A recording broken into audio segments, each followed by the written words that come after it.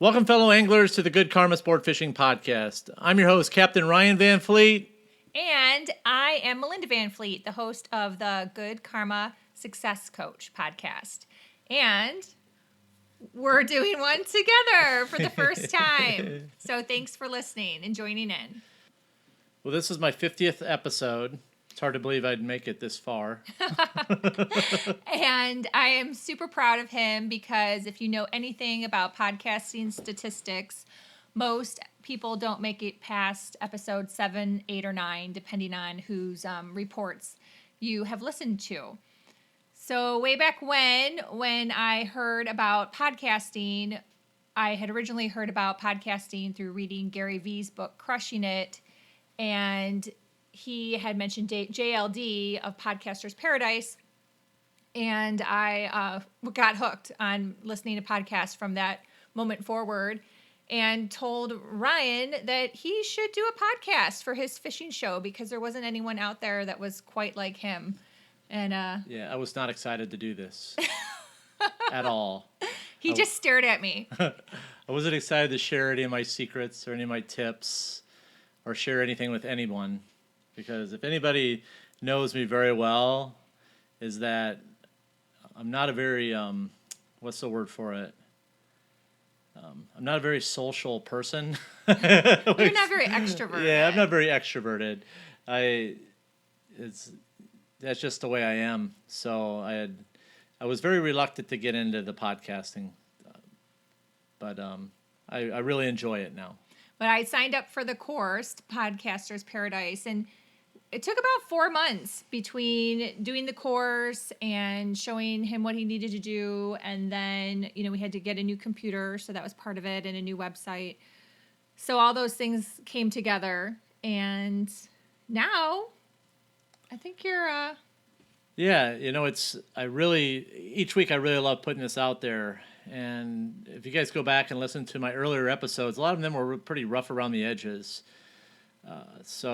But what happened was each week I started getting some momentum, and I also had some guys reach out to me thanking me for the tips I was sharing, and the guys were actually, were saying, hey, man, I'm starting to catch some fish. These are actually useful tips, more than what we're seeing out there right now. So that was kind of motivation for me, and I really appreciated that. So each week I continued to, gain a little bit more momentum and wanted to get better each week for the people that were listening. So I really do enjoy it. So I had this idea for us to do this podcast together for two main purposes. One, in celebrating the 50th episode for Ryan, and to talk about what we just talked about in terms of pushing through the fear and getting comfortable, getting momentum. Those are all really important things in your life that you have to do.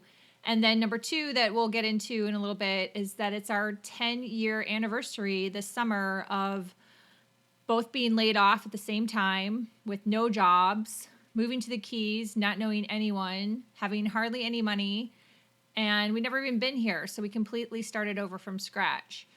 So I felt that this episode, us doing it together, could kind of bring a different perspective on life and talk about more of the grind, the work, what it really takes, because so many people don't talk about that. They just make it seem like, you lived on your grandma's couch for 2 weeks and then, 6 months later you're doing multi-million-dollar course webinars and, changing the world. And if that worked for that person, that's amazing. But for 99% of the people in this world, probably even more, it doesn't really work like that. So we wanted to just share a little bit more about us so people could get to know us a little bit more, and hopefully gain something from this podcast. Yes. And I want to mention, too, because so many people have asked us about how we got started with podcasting. They've asked both Ryan and myself, and I did already mention Podcaster's Paradise. So we are putting the affiliate link in both of our show notes, and also will be added to our website. So if you're interested in any of that, definitely let us know, because we're more than happy to speak to you as well. It was a great program. really did help out a lot. And for me, it was the educational part of it. Everything was laid out for me. So each week, if I had a question, I could just pull the Podcasters in Paradise videos up, or I could go to their Facebook group, and it was just it really did help out a lot. So I highly recommend that to anyone that's looking to start a podcast for any sort of business. And another thing with the podcast too that I hear a lot about is judgment. People, anything you do in life, you're going to get judged. And you have to remember, as I mentioned it in a podcast I did a week or so ago, you have to realize that person is getting judged too. So you have to let it go. Everyone seems to be judging everyone. So just get started, get it out there, push through your fear. You will learn and improve as you go. And those are the most important things. I remember when Ryan, after a few episodes, told me he had a lisp. What did I say to you? Yeah.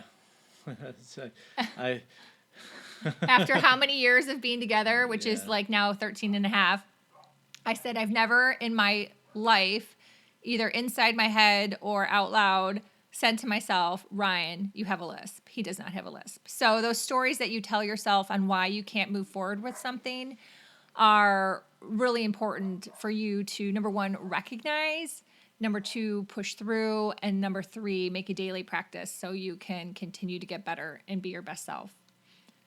So our next thing that we were going to chat a little bit about was just our story and what it was like. We were both laid off at the same time. Yeah, we were both laid off at the same time, and we sold everything we had. I mean, everything. I mean, we had garage sales. We sold everything on the Craigslist and Pawn shops. Gold at that time. Everyone was reselling their gold. Gold was a very hot commodity back then. So we had a little bit of gold tucked away in a sock drawer. Yeah, I did. Truly, I did. I remember meeting some girl I swear to God, in an alley in front of a bank or something, and she bought the gold from me and ran into the bank right away and was able to get the exchange. I don't know, man. It was all so complicated. Everything happened so quickly. Well, that actually paid for our pod to get down here. So what happened is when Ryan and I met, we both did not like living in Minneapolis, and we were not from Minneapolis. So we basically, for the most part, manifested a life where we would live where there was no snow and ice, where we never had to wear coats, where Ryan could fish and become a charter boat captain because that was his dream. And I had a dream of getting into sales. I used to sit at lunch with my friend Vanessa, and I was a corporate buyer.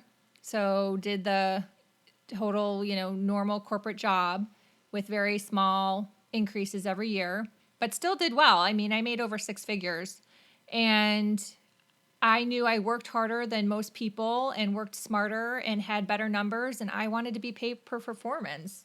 So wouldn't you know, we both lost our jobs within a few months of each other. January for me and June for Ryan. And it was extremely challenging. Yeah. You see, there's a lot of sleepless nights, many sleepless nights, in fact. So it was, but. And, luckily we had family support in terms of his aunt and uncle had a condo in Fort Myers, and we had never met them. I hadn't. Ryan, of course, had met his aunt and uncle, but I hadn't met them. We were newly married. And they trusted us and let us come down to Fort Myers and use their condo for a month while we tried to figure out where to live. We were basically homeless. So after we had sold pretty much everything we had that we could think of to sell, we packed up and went to Fort Myers and just tried to spend some time regrouping and figuring it out. But before that, which is what was part of our story this week, was we went to Isla Mujeres to we went kind of strategize all this. Okay, so you lose your jobs. You have no money, so what do? We went on vacation. I like to roll the dice a little bit. We, I think, only told my parents because we didn't want anyone telling us how crazy we were. Yeah, everybody still thought we were crazy. Everyone thought we were crazy. And we went to Isla Mujeres. I packed peanut butter and jelly, lots of granola bars, lemonade, anything I could do to try to save a penny. And we went to Isla Mujeres, and we really just kind of tried to map it out when we were there. Yeah. Yeah, I still wanted to go fishing. We just had no money. So yeah, so we did one of those timeshare things where you go and for the day they take you on their property and they try to sell you a timeshare. So we had signed up to do that because in exchange they were giving us a free fishing trip. And let me tell you, luckily I am extremely strong and continue to say no, no, no, no. And Ryan was sweating bullets as they brought out a bigger person up the ladder, another bigger person up the ladder, another bigger person, keep trying to sweeten the deal. Oh, it was a very stressful experience. So if you do not want a timeshare and don't like pressure, I highly recommend don't do what we did. But it got us our fishing trip. Yeah, and then the guy, I still remember the manager came out and he goes, and finally we told the guy we were both unemployed, and the guy looked at us and was like, "What the hell are you doing here on vacation?" In his best Mexican voice. Yeah, and basically then kicked us out. And we took And our we got money, kicked out. hopped in the van, and said prayers that we weren't going to be killed on the way back to the ferry. I thought we were done. Ryan really did think we were probably going to be killed. And we missed happy hour. Yeah, we missed happy hour. But we got our fishing trip. Yep. So this past week, we went back to Isla Mujeres, which is a place we love. And, you know, it's always just fun for us to go back, reminisce a little bit. But when we look in that rear view mirror of where we were, it's with appreciation of all the hard work, all the things we've tried, all the mistakes we've made. But then we appreciate where we are now and where that has led us and how we've evolved as people and how we are trying to share that with others. One funny thing that happened when we were in the airport, because we tend to forget all the different odd jobs that Ryan and I had for the first, 3 years that we moved down here. We did everything we could pretty much for the most part to try to make a buck.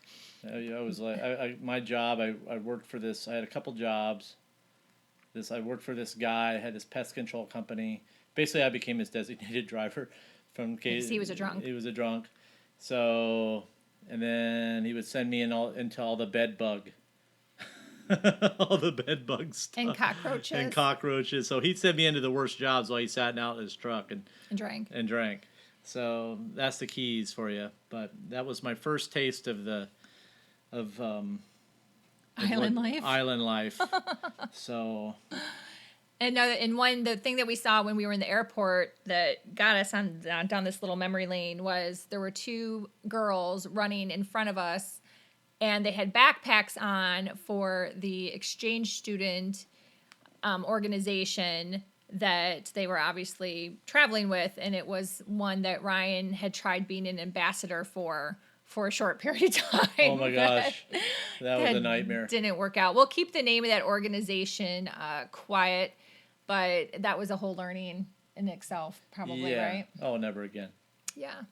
And one thing I did, just to share, because I have a huge list too of different things I tried working on while I was building my sales business, because number one, if you're in sales, you know it doesn't happen overnight. It took years and years of knocking on doors, cold calling, stopping in places, collecting business cards, going to trade shows, trying different lines. Some lines worked, some lines didn't, meeting different buyers. Some buyers were good, some buyers left. Years and years before I finally got traction and momentum where I felt like I was making a good, solid living as a sales rep. But one of the things I was doing to earn some extra money before I got my sales business going was actually babysitting. And I have to tell you, that was where you really test your faith, when you do something that is actually, for my age and for my education and experience level, for me, was embarrassing. It was tough. So here I would babysit to try to make $30 or $40 to put gas in my car, and I would be babysitting couples that were our age, that had kids, that were staying at these expensive hotels like Chico Lodge or the Hilton, Caribbean Resort, beautiful properties here in the Keys. And, you know, they would just kind of stare at me like, oh, this is kind of weird. This girl is a babysitter. But it taught me a lot about really just pushing through. So sometimes you have to push through, just like Ryan did with the pest control and several of the other things he's done. Sometimes in order to keep going and keep building your dream, you have to keep doing things that, you might not love doing, but you need that little bit extra money, or you need to build up some experience in doing something in order to really get to the place you want to be at. So it kind of cracks me up then when people say to Ryan, oh, you're living the dream. Yeah, you're living the dream. This looks easy. Anybody can do this. Oh, my gosh. So over the course of years, I've tamed down my response to that. Internally, I laugh, and it's by far not easy. Now, catching fish consistently is extremely hard. So, and this business is extremely hard. But competition every weather, day, weather, costs that go into this. There's just so much clients. There's just so much that goes into this that the living the dream thing, I get a really big laugh now about that. It's really about, I really love to fish, and that's what it comes down to, is that I really love to fish, and I really love to be out there as much as I can. And the work is extremely tough to do what I do as far as how I run my charters. So if you put a video camera on me from the start of the morning to the end of the day, you're like, wow. Then it'd be a little bit different than what I put out there on Instagram. Yeah. So I do a good job of making it look easy, and that's what my goal is, to make it look easy, but it's not. Yeah. So people have a fun time and catch fish. Right. And people, I'm sure, wonder why. And Ryan jokes around and says I'm his boat cleaner, but I'm really not truly a boat cleaner, obviously.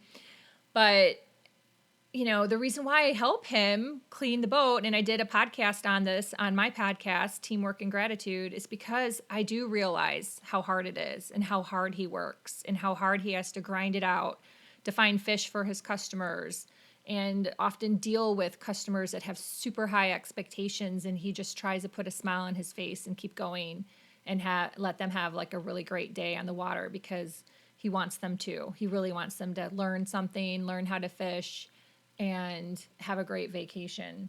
So it does crack us up, those things. And like I kind of mentioned, no one really is talking about the hard work, the mistakes, the trial and error, the pivoting, the tweaking, all the different things that you might have to try to get to your goal. And those are the things that we really hope to get across in this podcast, to keep going, to keep trying, to keep thinking of new ideas, because you can do it, you can figure it out, and you can make it happen. So I don't really have any tips this week, such as rigging ballyhoo a special way or tying a knot. But the tip I'm going to give you guys listening that are really looking to improve in fishing, this is going to be my biggest tip. You can take it or leave it, but this is what's going to make you successful. So you have to have the right frame of mind to be successful when it comes to fishing or any sort of business that you're doing. So things boil down to mindset. And a lot of that, the mindset and the hard work combined, those are the things that make you successful. So as Ryan said, he's not giving you a grouper tip. And this week for my podcast audience, I'm not giving you a mantra or a quote. But we really hope that you understand the bigger picture, and that bigger picture in life, that tip of working hard and having the right mindset to keep going, that's the biggest tip anyone can give you. So we really hope that you understand that and appreciate it. And also too, I've always related the fishing analogies of life. In sales, you have a fish on the hook, on the line. Sometimes you pull it in and it gets in your boat and it's a bigger fish than you had anticipated. And sometimes it falls off. And that's just life too. So when you're out there doing your thing, whether it's working on a relationship, trying to meet someone, same thing. You could be looking for, your future husband or wife, and you think you've got a fish on the hook, and all of a sudden they ghost you. That happens. Or you could be working on this, starting a bakery, and you think you've got it all underway with the lease, and then all of a sudden the lease falls through. What do? You just keep picking up and trying harder. So with that, I think that's the end of our first podcast together, Mr. Yeah. Ryan. I think that's all we got today, guys. You survived. I survived it. I'm going to be doing some more interviews here with the next few months. So we're going to be changing things up a little bit, adding some new stuff, and I've got some really good things coming for you guys. So I really do appreciate you guys tuning in today. Thank you to my guest. And I thank my audience as well. And if anyone else wants to check out my podcast, again, it's the Good Karma Success Coach. And I'm on, obviously, Stitcher, Apple Podcast, my website. You can follow me also on Instagram, LinkedIn, or Facebook. And I would love to hear from you guys. I'd love a DM or shoot me an email at melinda@melindavanfleet.com. We are always looking for feedback, ideas. We keep learning. So every day we're learning something new and always trying different things. And that's important to remember too. So until next time. Just remember, anytime you're fishing, it's all good. Thanks for listening.